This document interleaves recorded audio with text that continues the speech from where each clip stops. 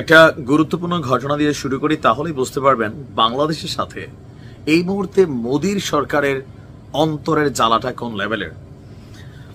বাংলাদেশের যিনি রাষ্ট্রদূত আছেন সম্ভবত ভারতে, তো গতকালকে ওনার পরিচয়পত্র পেশ করার একটা নির্ধারিত তারিখ ছিল। হুট করেই সেই পরিচয়পত্র পেশ করার তারিখটাকে স্থগিত করে দেওয়া হয়েছে। এখন এটার পিছনে কেউ কেউ বলছেন শুধু বাংলাদেশ না, তুরস্কেরও স্থগিত করা হয়েছে। কারণ ভারত পাকিস্তান যুদ্ধে বাংলাদেশের জনগণের অধিকাংশ যারা পাকিস্তান প্রেমী আছেন তাদের যে খুল্লাম খুল্লা সাপোর্ট ছিল, আবার সরকারিভাবেও ভারতের বিপরীতে বাংলাদেশের পাকিস্তানের সাথে যে সুসম্পর্ক সেটাকে ডাবল নেগেটিভ দেখছে। এমনকি ডক্টর মোহাম্মদ ইউনুসকে নিয়ে ভারতের কিছু টুটটুট মন্ত্রী আছে যারা বলে যে মোল্লা ইউনুস, আচ্ছা ওনার কি দাঁড়িয়ে আছে না, ওনারে হজ করতে দেখতেছেন যে মোল্লা শব্দটা মানে থাকে না যে একটা কাছাকাছি লেভেলের, বাট ওরা মনে করে এইটা। তো সেই জায়গা থেকে আপনার ভারত পাকিস্তান যুদ্ধের পর একটা ইফেক্ট তো তৈরি হয়েছে বাংলাদেশ ইস্যুতে। ইভেন বাংলাদেশকে নিয়ে অনেকটা টেনশনে আছে। চিকেন স্নেক যে এলাকাটা ভারতের গণমাধ্যম, ভারতের সেনাবাহিনী দাবি করছিল, পাকিস্তানের গোয়েন্দারা নাকি এসে বাংলাদেশের ভিতরে এগুলা চেক ব্যাকও করে গেছে। যাই হোক, বাংলাদেশকে অনেকটা ভয় দেখাতে চায় এবার। পাকিস্তানের কাছে খুব বেশি সুবিধা করতে পারেনি, তবে বাংলাদেশকে ভয় দেখাতে চায়। এখন আসুন কি করছে। পশ্চিমবঙ্গে তিস্তা নদীর অববাহিকায় আমরা দেখছি যে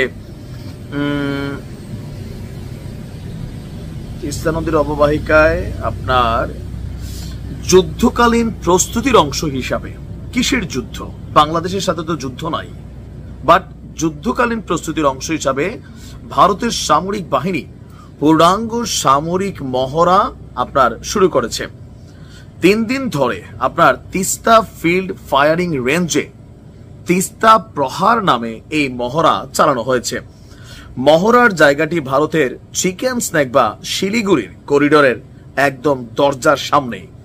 উত্তর পূর্ব ভারতকে বাকি দেশের সঙ্গে সংযুক্ত করা মাত্র 17 কিলোমিটার চওড়া সরু অংশটিকেই বেসিক্যালি চিকেন স্নেক বলা হয়ে থাকে।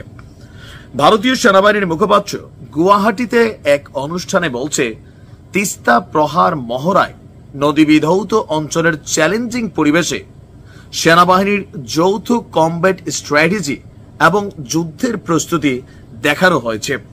তার বক্তব্য, এই মহড়ায় আরও একবার ভারতীয় সেনাবাহিনী তাদের আধুনিক অস্ত্রশস্ত্র, ট্যাকটিক্যাল ড্রিল এবং খুব দ্রুত অভিযান চালানোর সক্ষমতা দেখিয়েছে, যা তাদের উৎকর্ষ এবং আধুনিকায়নের প্রমাণ। সেনাবাহিনীর পক্ষ থেকে তিস্তা প্রহার ঘিরে ভিডিও এবং ছবিও প্রকাশ করা হয়েছে। তাতে এই মহড়ায় artillery tank, helicopter, surface two air missile এবং অত্যাধুনিক ড্রোন ব্যবহার করা হয়েছে বলেও দাবি করা হয়েছে।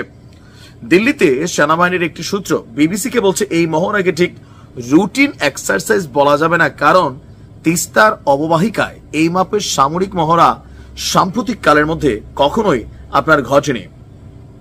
তবে লন্ডন ভিত্তিক ভূরাজনৈতিক বিশ্লেষক প্রিয়জিৎ দেব সরকার তিনি মনে করছেন, এই সামরিক মহড়ার মধ্য দিয়ে বাংলাদেশকে ভারত একটা বার্তা দিতে চেয়েছে। কি বার্তা? এর মধ্যে একটা সূক্ষ্ম প্ররোচনার উপাদানও হয়তো আছে, যেটা অবশ্যই বাংলাদেশের অন্তর্বর্তী সরকারকে খুশি করবে না। মানে বোঝানো হয়েছে যে তোমরা এই নেকটেকের করিডোরে যাই করো, we are ready to fight. আমরা আমাদের সীমান্ত যেখানে বাংলাদেশের সাথে আলোচিত, সেখানে ভারত মাতা কি যে বেটে হ্যায় উन्होंने हमेशा तैयार है।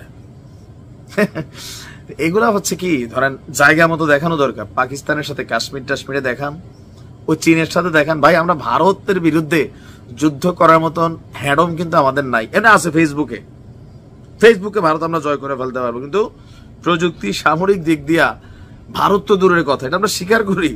মিয়ানমারের সাথে আমাদের বেল নেই, এটা হচ্ছে বাস্তবতা। তবে হ্যাঁ, আজকে নাই কোনো একদিন হয়তো হবে, এটাও আমরা বিশ্বাস করি। দেখা যাক। ভালো থাকুন। আসসালামু আলাইকুম।